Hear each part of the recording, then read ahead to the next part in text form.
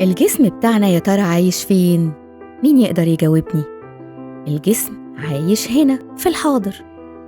تعالوا أقول لكم بقى، لما بنعيش في الماضي أو في المستقبل ويا سلام لو شعور مضطرب أو بايظ بيحصل لنا إيه؟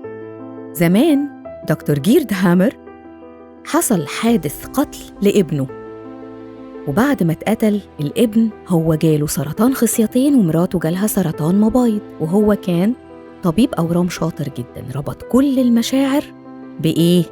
بكل الأعضاء، فبالتالي عرفنا إن الشعور هو الأصل. بس يا ترى الشعور بتاعي لو أنا قاعدة الليل نهار أفكر في الماضي الأليم اللي اتوجعت فيه أو المستقبل الواو اللي لسه ما جاش أصلا، يا ترى هيحصل لي إيه؟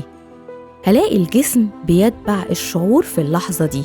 الجسم عايش الحاضر بس للأسف يعيش في الماضي يعيش في المستقبل، وهو ده سبب الأمراض.